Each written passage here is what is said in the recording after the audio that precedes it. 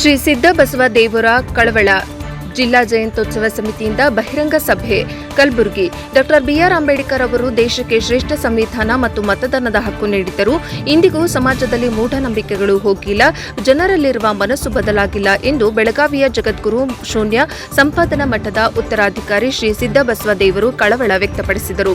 Doctor B R Ambedkar 135ನೇ ಜಯಂತ್ಯೋತ್ಸವ ನಿಮಿತ್ತ ಜಿಲ್ಲಾ ಜಯಂತಿ ಉತ್ಸವ ಸಮಿತಿಯಿಂದ ಸೋಮವಾರ ನಗರದ ಜಗದ್ವೃತ್ತದಲ್ಲಿ ನಡೆದ ಬಹಿರಂಗ ಸಭೆಯಲ್ಲಿ ಮಾತನಾಡಿದ ಅವರು, ಬುದ್ಧ, ಬಸವ ಮತ್ತು ಅಂಬೇಡ್ಕರ್ ಮನಗೊಬ್ಬ ಬಸವಣ್ಣ ಜನ್ಮ ತಾಳಿದರು ಅಷ್ಟೇ, ಈ ಮನಸ್ಸುಗಳು ಬದಲಾವಣೆ ಆಗುತ್ತಿಲ್ಲ ಎಂದು ಬೇಸರ ವ್ಯಕ್ತಪಡಿಸಿದರು.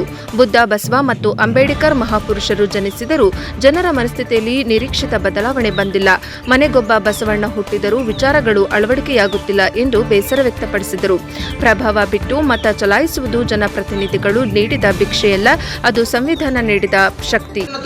ಹಿಂದೂ ಮುಸಲ್ಮಾನರ ಜಗಳ ಹಚ್ಚಿ ಚಿತ್ರ ಮಾಡಿ ಹುಟ್ಟೇ ಇರಲಾರ್ದವ್ರು ಹುಟ್ಟಿಸ್ಬಿಟ್ರಿ. ಇವರು ಹೆಸರು ಏನಂತಲ್ಲ, ಬಸರೊಬ್ಬಂದು ಹೆಸರೊಬ್ಬಂದು ಹಂಗೆ ಮಾಡಿಬಿಟ್ರು. ಊರಿಗೌಡ ನಂಜೇಗೌಡನ ಹುಟ್ಟಿಸ್ಬಿಟ್ರು. ಅದಾದ ಕೂಡಲೇ ಹೇಳಿದ್ರು, ಹಿಂದೂ ಮುಸಲ್ಮಾನರು ಯಾರು ಕೂಡ ಈ ಹಿಂದೂಗಳ ಹೋಗಿ ಮುಸಲ್ಮಾನರ ಅಂಗಡಿಯಲ್ಲಿ ಖರೀದಿ ಹೊಡಿಬಾರ್ದು ಅಂತ ತಿಳ್ಕೊಂಡು ಕಳ್ಳನ ಮಕ್ಕಳು ಹೇಳಿದ್ರು. ಬೆಳಗಾವಿ ಜಿಲ್ಲೆಯಲ್ಲಿ ಯಲ್ಲಮ್ಮನ ಗುಡ್ಡ ಅಂತಿದೆ. ಯಲ್ಲಮ್ಮನ ಗುಡ್ಡದಲ್ಲಿ ಭಂಡಾರ ಮಾರುವವನು ಯಾರು? ಮುಸಲ್ಮಾನ. ಒಳಗೆ ತಗೊಳ್ಳವ ಯಾರು? ಬ್ರಾಹ್ಮಣ. ಓದ್ ಕೊಡೋರು ಯಾರು? ನೀವು. ಅಲ್ಲಿ ಎಲೆ ಮಾರವ ಯಾರು? ಮುಸಲ್ಮಾನ. ಒಳಗೆ ತಗೊಳ್ಳವ ಯಾರು? ಬ್ರಾಹ್ಮಣ. ಓದ್ ಕೊಡೋರು ಯಾರು? ದಲಿತರು. ಶೀರಿ ಮಾರವ ಯಾರು? ಮುಸಲ್ಮಾನ. ಓದ್ ಕೊಡವ ಯಾರು? ನೀನು. ತಗೊಳ್ಳವ ಯಾರು? ಬ್ರಾಹ್ಮಣ. ಕುಂಕುಮ ಅರ್ಶನ ಮಾರವ ಯಾರು? ಮುಸಲ್ಮಾನ. ಓದ್ ಕೊಡವ ಯಾರು? ನೀನು. ತಗೊಳ್ಳವ ಯಾರು? ಬ್ರಾಹ್ಮಣ. ಊದಿನ ಕಡ್ಡಿ ಊದ ಮಾರವ ಯಾರು? ಮುಸಲ್ಮಾನ. ಓದ್ ಕೊಡವ್ರು ಯಾರು? ನೀವು. ತಗೊಳ್ಳವ ಯಾರು? ಒಂದು ಯೂಟರ್ನಾಗ ಮತ್ತೆ ಅದು ಅವ್ರ ಅಂಗಡಿಯಿಂದ ಅವ್ನು ಬರ್ತೈತಿ, ನಿಮ್ಮ ಕೈಯಿಂದ ಪುನಃ ಮತ್ತೆ ಒಳಗೆ ಗುಡಿಗೆ ಹೋಗ್ತಿರ್ತೈತಿ. ಅವರಿಬ್ಬರು ಒಂದಾದಾರ ನಿಮ್ಮನ್ನು ಹಾಳು ಮಾಡ್ಯಾರ ಜಗಳ ಹಚ್ಚಿ. ಹಿಂಗೆ ಮಾತಾಡಿದ್ರೆ ನಾಳೆ ಎಮ್ಕನ್ಮಡಿ ಸ್ವಾಮಿ ಮಠಕ್ಕೆ ಹೋಗೋದು ಕಠಿಣ ಐತಿ. ನಾ ಎಲ್ಲಾರು ಹೋಗ್ಲಿ ಅಂದ್ರೆ ರಜನ ನಿನ್ನ ಮೇಲೆ ನನ್ನ ಮೇಲೆ 3 FIR ಆಗ್ಯಾವ. ಅನುಪಮ ಅಕ್ಕ, ನೀ ಏನು ಇಂಜೆಕ್ಷನ್ ಮಾಡಿ ಬದುಕ್ತೀನಿ, ನನ್ನ ಕಡೆ ಏನಿಲ್ಲ, ಬಾಯಿ ಹರಿದ ಗಂಟ್ಲು ಹಾರ್ಕೋಬೇಕು ನಾನು. ಕೆಲಸನೇ ಆಗೋದಿಲ್ಲ. ಮೋಸಗಾರರ ಜಗತ್ತು ಹಿಂಗೆ ಕುಂತು ಬಿಟ್ಟೈತಿ. ಕೆಲಸ ಆಗೋದಿಲ್ರಿ. ಬಸವಣ್ಣನನ್ನ ಓಡಿಸಿಬಿಟ್ರು. ನಿಮ್ಗೆ ಗೊತ್ತಿರ್ಬೋದು, ದಲಿತ ಸಮಾಜದಲ್ಲಿ ಇಟ್ಕೊಂಡು ದಲಿತರ ಕಷ್ಟಗಳನ್ನೆಲ್ಲ ಅನುಭವಿಸಿ ದಲಿತರನ್ನ ವಿಮೋಚನೆ ಮಾಡಿದ ಅಂಬೇಡ್ಕರ್ ಒಂದ್ ಕಡೆ ಆದ್ರೆ, ಅಪ್ಪನು ನಮ್ಮ ಮಾದಾರ ಚೆನ್ನಯ್ಯ, ಬಪ್ಪನು ನಮ್ಮ ಡೋಹಾರ ಕಕ್ಕಯ್ಯ ಅಂದ್ರು. ಬಸವಣ್ಣನ ಕೇಳಿದ್ರಂತ, ನೀನು ಯಾರಂತ ಕೇಳಿದಾಗ, ನಾನು ಮಂಡಿಗೆಯ ಮಾದಿರಾಜನ ಮಗ ಅಂತ ಹೇಳಿಲ್ಲ ಅಂತ ಬಸವಣ್ಣ. ಕಲ್ಯಾಣ ಚಾಲುಕ್ಯ ಪೆರಮಾರಿಯ ಮಗ ಬಿಜ್ಜಳನ ಪ್ರಧಾನಿ ಬಸವಣ್ಣ ಅಂತ ಹೇಳಿಲ್ಲಂತವ. ಬಲದೇವರಸನ ಮಗಳು ನೀಲಾಂಬಿಕೆ ಗಂಗಾಂಬಿಕೆಯನ್ನು ಮದುವೆ ಆದಂತಹ ಮಂತ್ರಿಯ ಅಳೆಯ ಬಸವಣ್ಣ ಅಂತ ಹೇಳಿಲ್ಲಂತವ.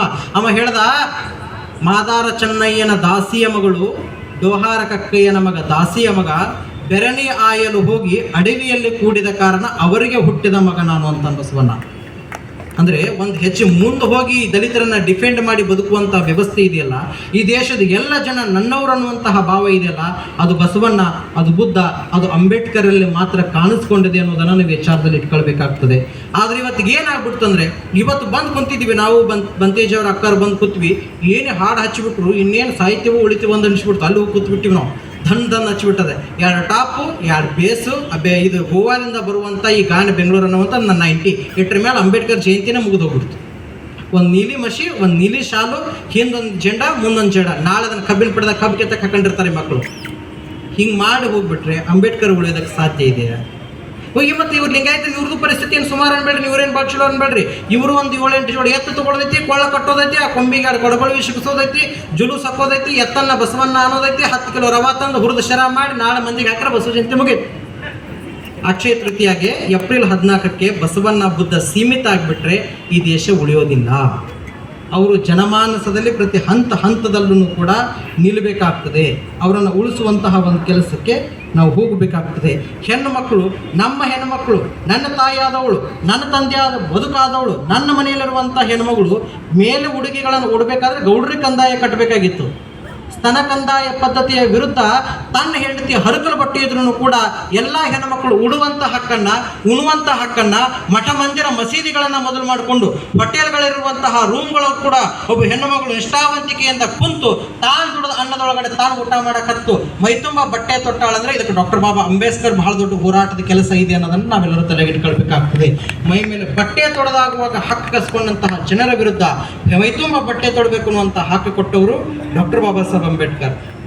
ಈಗ ನೋಡ್ಬೇಕು, ಹಿಂದೆ ಸ್ವಲ್ಪ ದಿನದ ಹಿಂದೆ ದೇವೇಗೌಡರಪ್ಪ ಒಕ್ಕಲಿಗ 75 ವರ್ಷದ ಹಿಂದೆ ಸುಮಾರು ನಮ್ಮ ದೇಶಕ್ಕೆ ಸಂವಿಧಾನ ಬತ್ತು ಅಂತ ತಿಳ್ಕೊಂಡು ಒಕ್ಕಲಿಗರ ಮನೆಯಲ್ಲಿ ಹುಟ್ಟಿದಂತಹ ಒಕ್ಕಲುತನ ಮಾಡುವಂತಹ ಅಪ್ಪನ ಹೊಟ್ಟೆಯಲ್ಲಿ ಹುಟ್ಟಿದಂತಹ ದೇವೇಗೌಡರು ಈ ದೇಶಕ್ಕೆ ಪ್ರಧಾನಮಂತ್ರಿ ಆದರು. ಸಿದ್ದರಾಮಯ್ಯನಪ್ಪ ಕುರಿ ಕಾಯ್ತಿದ್ರು, ಒಬ್ಬ ಕುರುಬನ ಹೊಟ್ಟೆಯಲ್ಲಿ ಹುಟ್ಟಿದವನು ಬುದ್ಧ ಮತ್ತು ಆತನ ಧರ್ಮ ಅನ್ನುವಂತಹ ಶೀರ್ಷಿಕೆಯನ್ನು ಬರೆದು 2 ಡಾಟ್ ಕೊಟ್ಟು ಆ ಬುಕ್ಕನ್ನು ತಮ್ಮ ಎದೆ ಮೇಲೆ ಇಟ್ಕೊಂಡು ಹಾಗೆ ಬಂದು ಮಕ್ಕೊಂಡ್ರು. ಅಂಬೇಡ್ಕರ್ ಕೊನೆಯ ಅವಸ್ಥೆ ಯಾವ ರೀತಿಯಲ್ಲಿ ಆಗಿತ್ತು ಅಂದರೆ, ಸುಮ್ಮನೆ ಹಿಂಗೆ ನಿಂತು ತಳಗೆ ನೋಡ್ತೀನಿ ಅಂದ್ರೆ ಅವ್ರ ಕಾಲು ಉಗುರು ಕೂಡ ಅವ್ರಿಗೆ ಕಾಣ್ತಿರ್ಲಿಲ್ಲ ಅಂತ, ಅಷ್ಟು ಹೊಟ್ಟೆ ಮುಂದೆ ಬಂದಿತ್ತು. ಡಯಾಬಿಟಿಸ್ ಇತ್ತು, 4-5 ರೋಗಗಳು ಬಂದಿತ್ತು, ಹೊಟ್ಟೆ ಒಳಗಳೆಲ್ಲ ನೀರು ತುಂಬಿತ್ತು. ಸುಮಾರು ಸಂವಿಧಾನವನ್ನು ಬರೆಯೋದಕ್ಕಾಗಿ 3 ವರ್ಷಗಳ ಕಾಲ ನಿದ್ದೆಗೆಟ್ಟಿದ್ರು. ಸಂವಿಧಾನದಲ್ಲಿ ರಚನಾ ಸಮಿತಿಯಲ್ಲಿ ಬಹಳಷ್ಟು ಜನ ಇರ್ಬೋದು. ಒಬ್ಬರು ತಮಿಳುನಾಡು ಎಲೆಕ್ಷನ್ನಲ್ಲಿ ಬಿಜಿಯಾಗಿದ್ದರು, ಇನ್ನೊಬ್ಬರು ಡೆಲ್ಲಿ ಎಲೆಕ್ಷನ್ ಒಳಗಡೆ ಬಿಜಿಯಾಗಿದ್ದರು, CNR ರಾವ್ ವಿದೇಶ ಪ್ರವಾಸದಲ್ಲಿ ಬಿಜಿಯಾಗಿದ್ದರು. ಆದರೆ ಡಾಕ್ಟರ್ ಬಾಬಾ ಅಂಬೇಡ್ಕರ್ ಅವರು ನಿದ್ದೆಗೆಟ್ಟು ಸಂವಿಧಾನ ಬರೆದಿದ್ರು. ದೇಹ ಎಲ್ಲ ಕ್ಷೀಣ ಆಗಿಬಿಟ್ಟಿತ್ತು, ಉಗುರೆಲ್ಲ ದೇಹ ಎಲ್ಲ ಕೈ ಜೋತ್ ಬಿಟ್ಟಿತ್ತು. ಸುಮ್ಮನೆ ಹಿಂಗೆ ಕಿತ್ತು ಹೆಜ್ಜೆ ಇಡ್ತೀನಿ ಅಂದರೆ ಹೊಟ್ಟೆಯಾಗಿನ ಅಳಗಾಡದ ನೀರು ಕಿವಿಯ ಒಳಗೆ ಕೇಳಿಸ್ದಂಗೆ ಆಗ್ತಿತ್ತು ಅಂಬೇಡ್ಕರ್ಗೆ. ಅಷ್ಟು ತ್ರಾಸಾಗಿತ್ತು. ಯಾರ ಸಲುವಾಗಿ? ನೀವು ಕಣ್ತುಂಬ ನಿದ್ದೆ ಮಾಡಲಿ, ನಿಮ್ಮ ಮಕ್ಕಳು ಸೂಟು ಬೂಟು ಕೋಟ್ ಹಾಕೊಳ್ಳಿ, ನಿಮಗೆ ವೋಟಿಂಗ್ ಪವರ್ ಬರಲಿ, ನಿಮ್ಮ ಹೆಣ್ಮಕ್ಳು ಎಲ್ಲ ಹೆಣ್ಮಕ್ಳಂಗೆ ಬದುಕಲಿ ಅನ್ನುವಂತಹ ಕಾರಣಕ್ಕಾಗಿ ಅಂಬೇಡ್ಕರ್ ಇಷ್ಟೆಲ್ಲ ಕೆಲಸಗಳನ್ನು ಮಾಡಿ ನಿಮ್ಮ ಕೈಯಾಗ ಕೊಟ್ಟಾಗ ಅಂಬೇಡ್ಕರ್ ನಿತ್ರಾಣ ವ್ಯವಸ್ಥೆಯಲ್ಲಿ ಇದ್ದಂಥ ಸಂದರ್ಭದಲ್ಲಿ ಹೋಗಿ ಮಲ್ಕೊಂಡ ಸಂದರ್ಭದಲ್ಲಿ ಕಾಲಲ್ಲಿರುವಂತಹ ಬೆಡ್ಶೀಟ್ನ ಎದೆ ಮೇಲೆ ಹೊಚ್ಕೊಳ್ಳೋಕ್ಕೂ ಅಂಬೇಡ್ಕರ್ ಕೈಯಲ್ಲಿ ಆಗ್ತಿರ್ಲಿಲ್ಲ. ಅಷ್ಟು ಹೊಟ್ಟೆ ಮುಂದೆ ಬಂದಿತ್ತು. ಸುಧಾಮನಿಗೆ ಹೇಳ್ತಾರೆ, ಸುಧಾಮ ಇದೊಂದಿಷ್ಟು ಕಾಲ್ ಮೇಲೆ ಹೊಚ್ಚು ಅಂದರು. ಕಾಲ ಮೇಲೆ ಎದೆ ತನಕ ಹೊಚ್ಚದ, ಬುಕ್ ಕೈಯಾಗಿ ಹಿಡ್ಕೊಂಡಿರೋದು, ಚಸ್ಮಾ ತೆಗೆದು ಹಂಗೆ ಇಟ್ಟರು. ಹೇಳ್ತಾರೆ, ಸಾಹೇಬ್ರು ಊಟ ಮಾಡ್ರಿ ಅಂತಂದಾಗ ಹಂಗೆ ಮಲ್ಕೊಂಡೇ ಒಂದು ತುತ್ತು ಬಾಯಿ ಹಾಕೊಂಡು ಅಲ್ಲೇ ಕೈ ತೊಳೆದು ಬಿಟ್ರು. ಅಂಬೇಡ್ಕರ್ ಕೈ ತೊಳಿತಾರೆ, ನನ್ನ ಊಟ ಹೋಗ್ತಾ ಇಲ್ಲ ಬೇಡನೋ ಅಂತೇಳಿ ಕಳಿಸ್ಬಿಟ್ಟು